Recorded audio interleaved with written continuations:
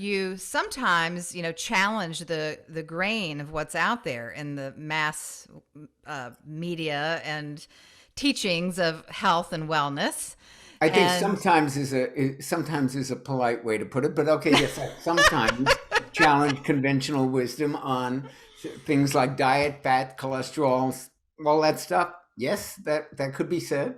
yeah, so I want to bring that knowledge to our audience today.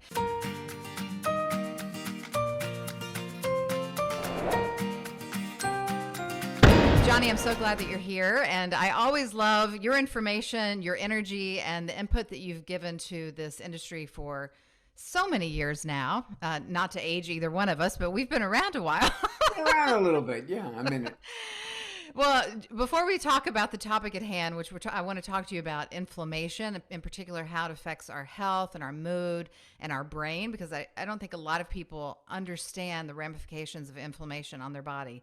I Sure. just want to take a minute to say, one thing I love about you and your story, and I resonate with it a lot, is your varied interests from the beginning and, the kind of the I don't want to say it was a negative, but the time in your life when you went through a challenging period of addiction and food and so many different things that ultimately brought Smoking. you, Yeah. yeah, that ultimately brought you to your life's work. So, we can't say it was a bad thing in essence, other than it was bad for you, but it was, it was, 100%. yeah, 100% agree. yeah, so I honor that in you and I recognize it and for myself as well. And I just want to thank you for staying true to the Um, course of the higher vibration, I like bringing it. us the goods. Yeah. I like the way you put that. Okay, good, good. Yeah. Thanks. Yeah.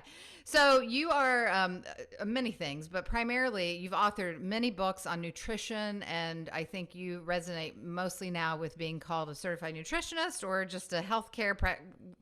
How do you see yourself in I'm a this world? board certified nutritionist and healthcare guru, teacher. I Yeah. teach Guru's a good people word. how to be healthy and hopefully how to be happier. Yeah. And That's and a lot basically what I do. yeah, in a lot of your work you sometimes, challenge the grain of what's out there in the mass media and teachings of health and wellness.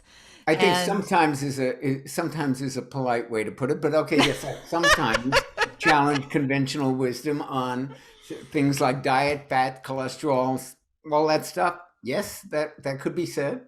yeah, so I want to bring that knowledge to our audience today. So, in particular, about inflammation, how do we become inflamed in our body system at large? Well, that's a big question. So I'd like to start, if I may, Leah, by making a distinction between two types of inflammation, which Sure. people generally don't realize. There are two types. The first type is called acute inflammation, and every single person who has ever had an abscess or a pimple or a banged their knee or gotten a splinter, every one of us knows what acute inflammation is. It hurts. Things swell up. It throbs. That's the kind that doesn't kill you. That's the kind we all know about. Acute inflammation. It happens. It happens on the tennis court. You bang your knee. You gotta. Mm-hmm. That's acute inflammation. That's not what we're worried about. Okay. There's a second kind of inflammation, which is what you and I are talking about, but which people don't always understand is a second kind of inflammation. And that one flies beneath the pain radar. Now, you can have both. I mean, you can have a very inflamed body and then, twist your ankle. Right. But they're independent, they're really different kinds of inflammation. And the one you and I are concerned about, the one that everybody who's interested in their health should be concerned about, is chronic inflammation. My one of my first mentors was Barry Sears, the inventor of the Zone Diet, a brilliant biochemist from MIT. And Barry used to say, acute inflammation hurts, chronic inflammation kills. Mm. So that's what we're talking about. And it's basically the same sort of thing, only it's not hitting pain receptors and it's happening under the radar in the body. It happens in the organ systems, it happens in the brain, it happens in certainly in the bones and joints, it happens circulatory system. There's tons of inflammation in heart disease. We talk about it in our book, The Great Cholesterol Myth. So this is a very, very important thing, and it happens to everybody. Everybody's got some inflammation. If you're breathing, you've got oxidative damage, which requires some antioxidant activity, and you've got inflammation. There's no way to escape it. What there is a way to do is to keep it under control, not to add to it, and to try to do as much reduction of collateral damage as possible by the foods you eat, the lifestyle choices you make, and the supplements that you take. Okay, that's super helpful. And the first question that comes to my mind is, if that kind of inflammation doesn't cause us pain, I know you said all of us have some inflammation. How do we know then when we have too much inflammation? Is it because we have low energy, or what happens inside of us to go, you know what, I might be inflamed? It's a great question, and let me put it again in context. High blood pressure has no symptoms. Diabetes has no symptoms. Remember, 1/3 of diabetics are walking around today undiagnosed. So chronic inflammation is not this thing that we've never seen before. There are many conditions that human beings have that really don't manifest as physical symptoms, at least not in the beginning, and possibly for very long periods of time. Right. The process of lung cancer starts maybe when you start smoking, but you might not see that for 15 or 20 years. Right. So inflammation happens all the time. You should assume you have some of it. The second thing to know about it is that it accompanies or promotes every chronic disease known to humankind. If you've got Alzheimer's, if you've got diabetes, if you've got obesity, if you've got heart disease, if you've got cancer, you've got a ton of inflammation. It may not cause those diseases, but it runs right alongside them and often promotes them and throws propane gas on the procedure, on what's happening to you. So how do you know you have it? Generally, most people find out about their inflammation if they're not reading health reports, and if they're not listening to podcasts like yours and mine, or not reading books like yours and mine. They find out about it when they do get a diagnosis of some kind of disease. And very often, nobody gets it, especially in conventional medicine, where this is just brand new concept that they're getting. Nobody says, you have inflammation, let me write you a script. That doesn't happen. What happens is people get diabetes and cancer and autoimmune disease and all these other things, and they look at the inflammatory measures, which you can see in the blood for high sensitive CRP test. It will give you a very good idea of how inflamed your body is, the CRP test.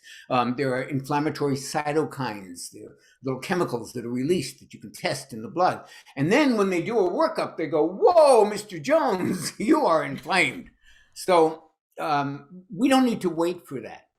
Okay. We don't need to wait for that to start treating inflammation. And by the way, it's twin sister, oxidative damage. Inflammation and oxidation go together like a horse and carriage. In our book, The Great Cholesterol Myth, we identified them as two of the major promoters of heart disease. So we don't need to wait for something to go wrong to try to keep our inflammatory markers really low.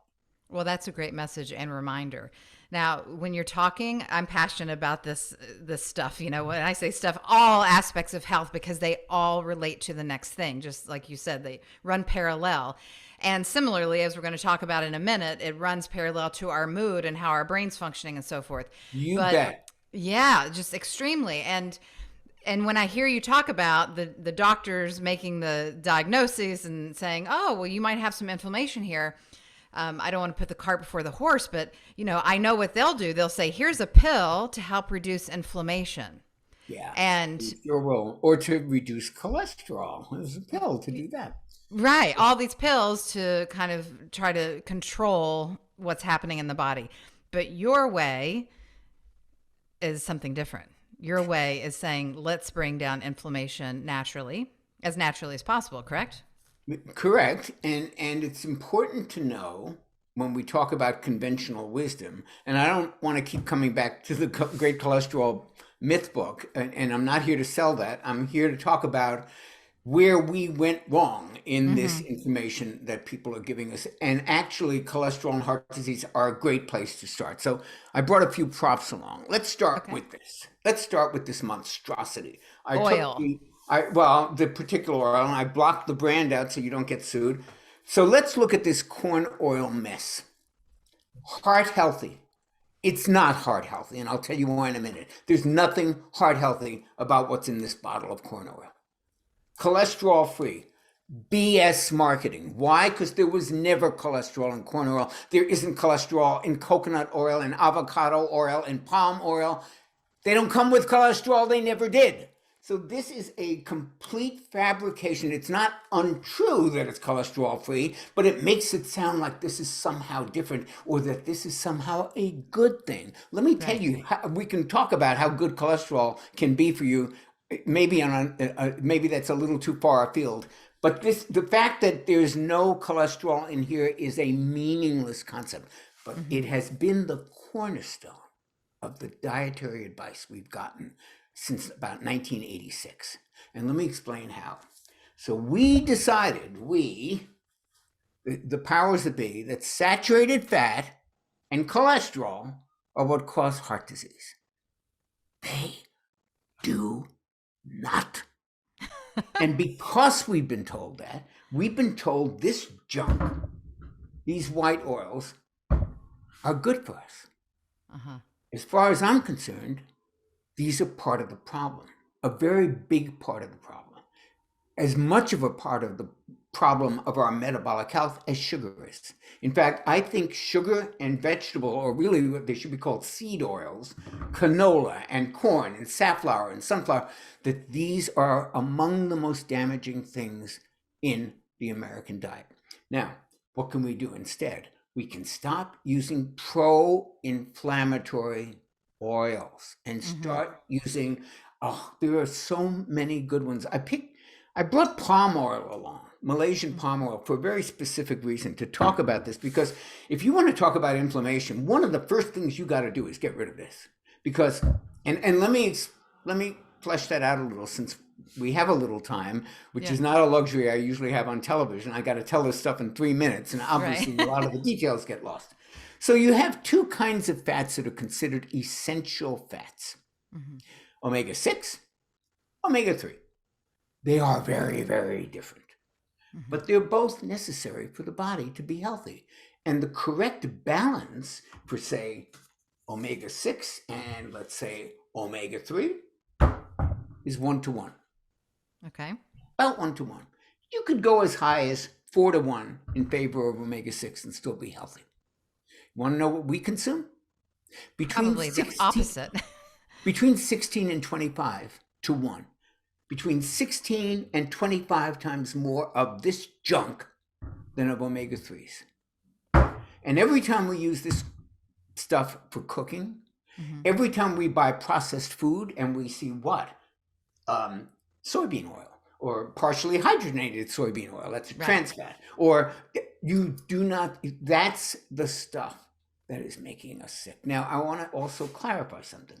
I and many nutritionists who have gone on and talked about the good things in coconut oil and Malaysian palm oil and other fats like this, and have frequently said these oils are toxic. Well, we're Americans. We exaggerate. We make a point. I've often said fructose is metabolic poison. Obviously, these aren't toxic in the sense that, a toxic waste dump of chemicals. They've been Right. approved for their edible oils. They're not toxic in the technical sense. It's more hyperbole. But they're not good for us. They're really not good for us. Now, I'm going to contrast it with an oil that people think isn't good for us and think isn't sustainable and all that stuff, which is palm oil. So palm oil, and it comes in two kinds, refined and unrefined. But an unrefined palm oil, like this, you know why it's red? Because it has carotenoids in it, and it has tocotrienols. I take tocotrienols as a supplement for my heart and my brain. This has it. There's no tocotrienols, there's no vitamins. These oils are so refined that there is nothing. You could leave them on the shelf for 10 years. You could open them and leave them. Nothing's going to happen to them. The vegetable oils, right? Yeah, the seed oils, the soybean oil and vegetable, all of those things, because they're just processed within an inch of their lives. Now, there's also refined oils, all refined oils. All refined oils that have some saturated fat in them will stand up to heat, but not as well as it will stand up to heat better, but they're not as rich in nutrients as the others. And that's not just true for palm oil, it's true for coconut oil, it's true for just about all the good oils. The more you refine it, you gain the ability to heat it more, you lose half the nutrition that's in it. Mm-hmm. So what's important about this inflammation thing in oils, why I'm stressing it so much, is that our diet can bring down inflammation. All the processed foods we eat are inflammatory. You know what else is inflammatory? Stress. This is something that can so be easily addressed by diet and lifestyle choices. Mm-hmm. And you know what else brings down inflammation? Exercise. Or walking or meditation, all of those things lower inflammation, they lower stress, they increase well-being. This stuff does not. Processed food does not. So walk us through just in a simple way with the oils in particular. Yeah. What I heard you say is that there's certain oils and definitely sugars that wreak havoc on our body and they promote inflammation, right? Yes. And generally speaking, they're the white oils. Now, again, here's a refined palm oil, a more refined palm oil. This is not as rich in nutrition as the unrefined one, but it ain't inflammatory like this junk. And that's very important. Sometimes everything we eat can't be anti-inflammatory, but for God's sake, let's not make it pro-inflammatory like this stuff is. Now, for those who are just listening and not watching, I want to make sure to clarify when you say this stuff, he's talking about corn oil and soybean oil and canola oil and safflower oil and sunflower oil, all of them. Okay, so which oils would be good to help not promote inflammation or bring it down? Coconut oil, avocado oil, almond oil, Malaysian palm oil. There's a lot of them. Okay. Even unrefined sesame oil on occasion, because it is mostly omega-6, and you want to be aware of that balance between omega-6 and 3s. So you don't want too much of that, but we do need some, and a good version of that might be a very unrefined cold-pressed sesame oil, for example. Okay. That would be a decent oil to use. And did you say olive oil? Oh, of course, olive oil. Absolutely. And olive oil, by the way, another great example of the heat situation. People think you can't cook with olive oil. Well, you actually can. But the more refined it gets, the more it stands up to heat. And it's certainly not, much like palm oil, even if it's refined, it ain't inflammatory. So extra virgin olive oil, you probably want to either not cook with it or cook at very low temperatures. Then it goes to virgin.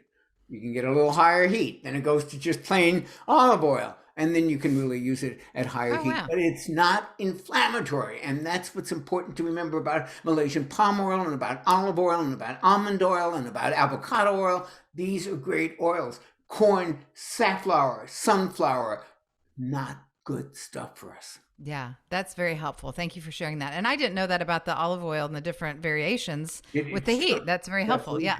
All right. So I'm going to ask you, I think about 3 different specific body issues and health issues and how inflammation can present itself or feel in the body when we have inflammation. And the first one I want to talk about, which doesn't necessarily for a lot of people equate to mood or brain, but for me, I notice when I don't use the restroom correctly, often enough, etc., I feel not only physically terrible, I feel moody and cranky and low energy and all of that. So what might a person experience if they're having bowel issues, constipation, some kind of unhealthy digestive issue that's created by inflammation? Are those things caused by inflammation, or can you have inflammation in your digestive system and your bowels? Oh my God.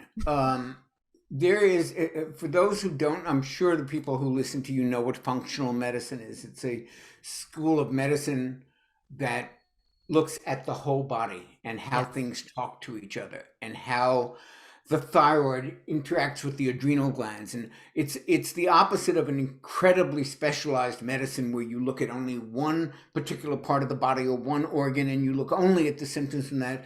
The functional medicine doctor, the best way it was ever explained to me was that if you go to a regular doctor with a pain in your foot, they'll give you a pill for the pain. If you go to a functional medicine doctor, they'll ask you to take your shoe off and find the cause of, Right. maybe there's a pin pushing into your foot. Right. Right. So they look at function and they look at interrelationships. And as far as I'm concerned, every time people tell me, "Oh, my cholesterol test did this," I said, "Go to someone who specializes in functional medicine. Get the that's the view you The want." overall, And yes. unfortunately, a lot of them aren't covered by insurance because, unlike, for example, an HMO where you might get a 7-minute appointment, your initial appointment with a functional medicine doctor is going to be over an hour, in some Right. cases even more, because Right. they take a history. They want to know what you're thinking, what you're eating. Anyway, all of that is to say that in functional medicine, we have a saying: treat the gut first. Yes. You can Google it. It's all over the place.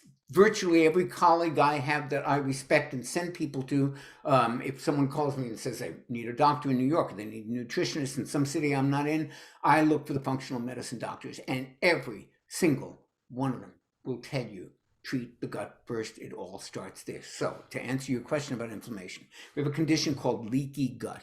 Hmm. And what happens with leaky gut is you get inflamed, and for the food you eat, the Hmm. oils that you use for Hmm. cooking, the stress that you're Stress. under in your life, your breathing of contaminated air, your drinking Right. of water, all of this contributes to inflammation. Hmm. Happens in the gut. You've got this lining that protects the bloodstream from stuff in your stomach that isn't supposed to be in the bloodstream yet till it's digested. When you get inflammation in the gut, it's like the gut wall is like very tightly wound chicken wire, Mm. tiny little holes, right? When you get inflammation, they open up. You get a pocket where, like, the chicken wire is, now you could put your hand through it, right? Right. Well, when that happens in the gut, stuff gets into the bloodstream that doesn't belong. Peptides, undigested or unbroken down foods, or toxins, or whatever it may be, they get in the body, and that's where the trouble begins. And that's why they say treat the gut first, because when you have inflammation in the gut, you're on the way to leaky gut. When it's leaky, stuff's getting into the bloodstream that can cause autoimmune disease. It can cause tremendous joint pain. There's a million different pathways by which that is not good. Mm. But it starts in the gut. So, to your answer, can you get inflamed in the gut? You bet your you know what you can, and most Yes. people do. And that is very often the beginnings of disease. Yes. Thank you for sharing that. It's so important for people to understand this. And I know for myself, I'm very sensitive now, and I have been forever, but I recognize my sensitivity over the past 20 years. I can have one meal, and feel the effects of that in my whole system and my gut. And then days later, depending on, how it moves along or not, it can take you down, and people are going, I don't know why I feel so bad today. I don't know why I don't have energy. I don't know why this, why that. And sometimes the answer is so obvious, but what's the problem? We don't want to make the change, right? Or Yeah, the it's commitment to change. you pretty much have that nailed. That's exactly right. Yeah. Well, the next thing I want to ask about regarding inflammation is in the brain. Because people go, how can my brain get inflamed? Or why are so many people having, dementia these days, or Alzheimer's, like all the different conditions of the brain? What happens when we take in food that causes inflammation? How does it trigger inflammation in the brain? Or is it stress, or what's The going on same there? way it triggers inflammation everywhere in the body. You've got cells in the brain, you've got cells in the lungs, you've got cells in the thyroid gland. When you get inflamed, it can be body wise. It can settle in certain areas more than others for some reasons, beyond my pay scale to explain. But Mm-hmm. when they do autopsies on Alzheimer's patients, they see inflammation. They see other things too, but it's very clearly an accompaniment of all of the things that we worry about. I mean, if you've Yeah. got something you're worried about, some disease, some condition, I guarantee you, inflammation is a co-traveler. in that process, and sometimes a promoter, and sometimes a make worser. And Right. that's the condition with what happens in the brain. We have something in the brain called the blood brain barrier that is designed to protect the brain, because it's so important from the riffraff that might be in the circulatory system, but doesn't always work perfectly, Mm-hmm. and some things get through to it. Many Mm-hmm. things get through to it. And when you have inflammation in the neurons in the brain, um, you can expect all kinds of neurological symptoms. Mild cognitive impairment could be one of them. Alzheimer's could be another. Dementia could be a third. There's an endless way Yeah. that we can respond to these things. That sense of brain fog and overwhelm, I'm sure. And then what about then for mood, that affects people's moods, whether it's conditions like bipolar issues or, other personality disorders, or just for, typical day-to-day fluctuations of mood. Do you think inflammation and food has an effect on that? I think food has an effect on everything. Mm-hmm. So that's my orientation to start with. Interesting enough, we have a family member back east, my wife's father, who's very, very sick right now, and he's got a whole bunch of conditions. And I'm just hearing about them, and I know how he eats and I know how he drinks. So I talked to his wife and I said, "Listen, if he's willing to get better, I can help you set up a program that will take care of his nutrition and his supplementation, and get him on the right path metabolically." And she said to me, "I got to get a diagnosis first before I can think about nutrition." Right. That's like saying, "I need to get a diagnosis of this guy first before I can get him some oxygen." That's Mm-hmm. what I hear when I hear that. Mm-hmm. Because the food and the nutrition are so basic that they are like oxygen. You don't wait to get a diagnosis to improve your nutrition. It doesn't mean that the nutrition and the supplements and the changing of the oils and all these, and the reduction of stress, all these things are going to cure every disease. But if you do the nutrition right, they're going to make you better in some way than you were, or that you would be if you continued eating the standard American diet. So there's really no point at which nutrition can't make some kind of a difference. In some cases, it can turn your life around. In other cases, it can make some symptoms better. It never makes anything worse, and you don't have to wait to get sick to change the way you eat and the way you live. Yeah, I love that. And speaking of that, one of the things I'm passionate about, if I had all the money in the world, I would spend it on helping or demanding change in our healthcare system, meaning our hospitals, our hospice, and the foods that they're providing. It's sickening to me. Ridiculous. I I know. know that could be a whole other conversation. But what I want to know more from you about is, Well, actually, I'm sorry, Leah, I no, didn't mean yeah, to interrupt, but you just said something you said that could be a whole other conversation. It's actually the same conversation, well, because that's when you true. think Yep. about it, what determines what we eat in hospitals, jails, schools, the military? The government advice about what's healthy. Mm-hmm. So we still think low fat is healthy. It's not. We still think that, this is good oil. It's not. We still think that as long as something's low fat, it's perfectly healthy. So that idea is informing the way we eat across the country, the way programs are funded, the way school luncheons are made. And it is essential. It's not even another conversation. It's this information that we have been handed down since 1986, when they had the consensus committee on diet, after the After government school. committee on select nutrition, and they came out and they wanted to make some recommendations, and nobody was quite sure what to recommend. We didn't have a food pyramid then or anything like that, and so they had a consensus committee meeting. It was like the US Congress today. It was not a consensus at all, but somehow, when all the feathers were ruffled and everybody was, they came out bloody, they came out with a statement, a consensus statement, that we should reduce all saturated fat, and that was bad for us, and that this cholesterol and saturated fat caused heart disease, and we should eat this low fat garbage processed food. And we've been doing it ever since. So Yeah. it really isn't another conversation. This advice is really, really bad. And we Well, I need, guess for me, I'm talking the different conversation for me would be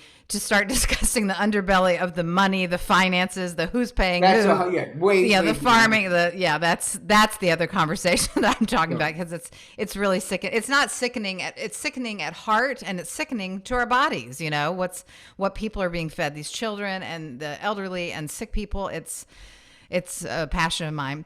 And speaking about, the unhealthy versus healthy fats, what is your stance then? I know you mentioned the oils and the sugar being pro-inflammatory, or white oils Not and oil, not oils, the white yeah, oils. Yes. most Um, white oils. yes. What about your stance on meat and dairy and all that? I That a lot of people consume, are on the fence. I consume all of those. Hmm. I consume them in a particular form. I drink only raw milk, unpasteurized and unhomogenized, either raw milk or goat's milk. I eat grass-fed meat only, 100% grass-fed. That's another marketing label that just gets my blood boiling, because you now see grass-fed on like, fast food burgers. So let me explain that. Every single cow in the world was grass-fed for the first 6 months of their lives. So these lying Oh, wow. these lying manufacturers who were selling this cheap grass-fed meat, yeah, they were all fed grass-fed for the first 6 months of their lives. Then they're shipped off to the factory farms, and then they're finished on grain, and their bodies are filled with this stuff that we don't want in our bodies. So if the only kind of meat that was available came from inhumane, despicable factory farms where the cows and the chickens and the pigs are just units of production, and there is no concern for their welfare, and they're shot full of antibiotics and steroids and bovine growth hormone and the sprays from the grains that they shouldn't even be eating, I would agree with the vegans. That is the worst situation possible. And if that were the only meat available to me, I'd become a vegan. But it's Hmm. not the only meat available to us. And meat in its pure form and done through regenerative agriculture in a way that doesn't harm the planet is one of the greatest health foods on the planet, and always has been. If you look at the biological evolutionary theorists, the people who study this from the point of view of evolution and adaptation, animals have been in our diet forever, for as long as we have been on this earth. And there are humane ways to do it, and there are ways that don't increase suffering and aren't bad for the environment. Look at the American Indians, who thanked every animal they ate for their spirit and for their contribution, and then felt the whole regeneration thing, in their Right. tribal worship. If anyone is confused about this, I want to recommend a movie and or book, same title, by two colleagues of mine. Again, I don't sell this. I have no financial interest in it. It's called Sacred Cow, and it Hmm. is a brilliant book, and it is a brilliant movie, and it actually talks to some vegans or ex-vegans who are now doing this stuff. And it shows how animals can be part of the entire regenerative agricultural system, which is not what we're doing now at all. So I do think these are great healthy foods. They have lots of health benefits that aren't always talked about in the general public. Everyone thinks, oh, meat's bad for you and dairy's bad Right. for you, and it raises your cholesterol, and just all this stuff that just isn't so. Meat can be bad for you, just like a good oil can be made bad by horrible manufacturing and processing and degumming and deodorizing and high temperatures. You can take any good food and make it into something terrible. But meat by itself, humanely raised, grass-fed, given its proper diet, fresh air and sunshine, treated decently, this can be one of the great health foods of our time.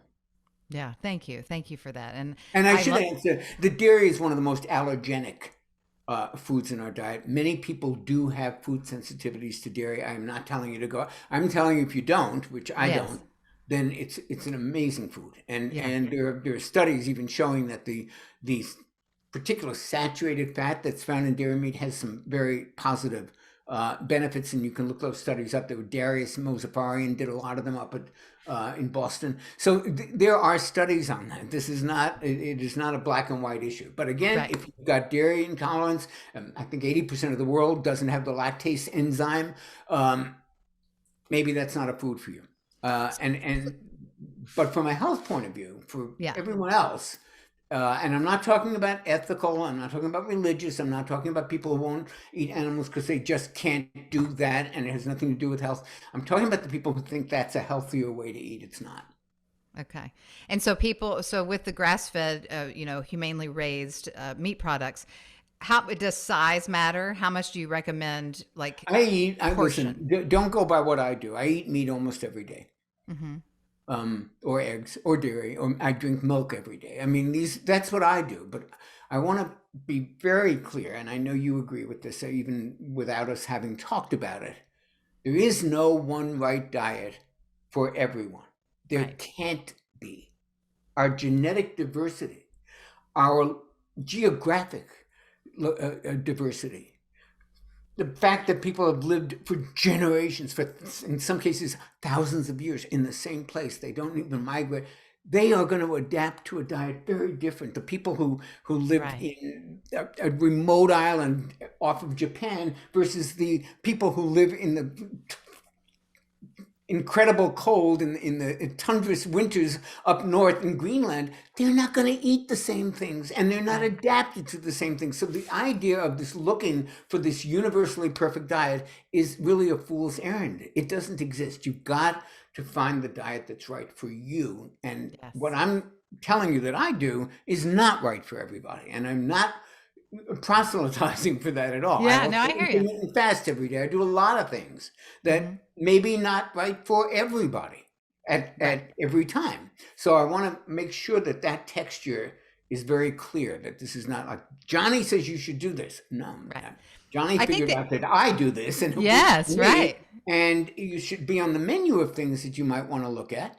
And you might want to reevaluate some of the things we've been told about good oils and bad oils.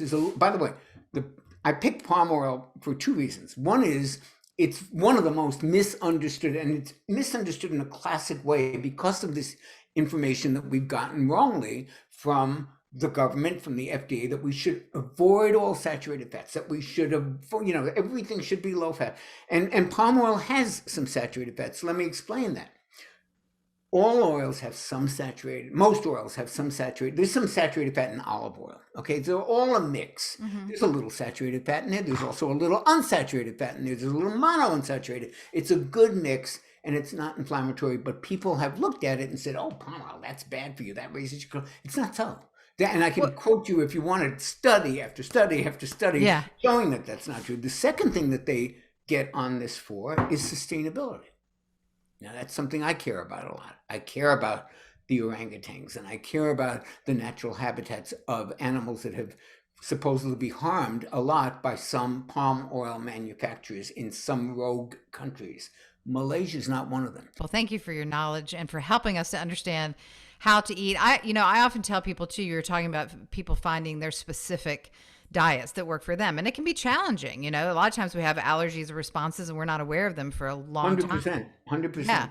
And And I I know often you tell, wanted to ask about supplements and foods, and I want to give some practical tips to people. Here's two foods, an onion and an apple, that are loaded with anti-inflammatories, loaded with them, particularly one that I take as a supplement every day called quercetin.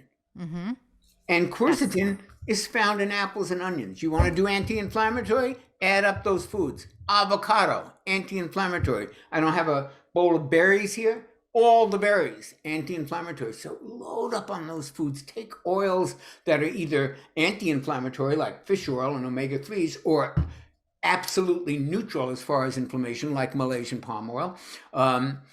And if you make those subtle shifts and you take some anti-inflammatory supplements like fish oil or omega-3s, which I think are probably the most anti-inflammatory supplement you could possibly. There are others like quercetin, but I mean omega-3s, it doesn't get better than that in terms of anti-inflammation. I think everybody should be on fish oil if they can be. So we can make changes. Mm-hmm. You can have some relaxing time alone, which is very pleasant, and you can sit with your thoughts, or you could meditate, or you could do deep breathing. All of it reduces stress, and stress is inflammatory. So all these good things that people want to do, like relax a little bit more, walk in the sunlight, or take a slow walk or a moderate walk just to breathe the air. And they're all anti-inflammatory, and they're all good for your well-being. And I would love to see people take some of those low-hanging fruit steps that don't require a complete overhaul of your diet, but maybe a couple of oils changed, a couple of extra apples, a little more berries, an extra walk, a little more sunlight. These things help counter the terrible effects of inflammation. Yeah, that's awesome. What do you think about turmeric for inflammation? I take turmeric almost every day. I actually use turmeric. I make fresh juice. I'd show you if we had time. Yeah. But I make fresh juice all the time. And I in the red juice that I make, turmeric is an active ingredient. I put the actual turmeric in. And I also take a supplement called curcumin, which is the active ingredient in turmeric and is a more concentrated form. And I take that as a supplement because guess what? It's one of the most anti-inflammatory supplements you can take. It has anti-cancer activity, and it's really good for the liver and for many other. Curcumin is one of the most researched botanicals or foods that I know of, and the research is almost uniformly positive. Yeah. Johnny, this has been very anti-inflammatory. Turmeric, ginger, and lemon. You put that in a drink every day. You're taking your inflammation down a notch. Yeah, yeah. Thank you for helping us understand our bodies better, and our brains, and our moods, and why we do what we do, and getting some control in our life. That, the more control, empowered, confident we feel about choices that we make, I think it makes us all feel happier and better, and a little safer in our world. So thank you so much. And we'll be looking for your books and all of your input. Johnny's info will be in the show notes, and the links to find him will be right there. So I really appreciate your time and your life's dedication. Thank you. And I want to right back at you. I've known you, as we were talking about it, trying to figure out where we knew each other. We actually have a history. I've known about you for years.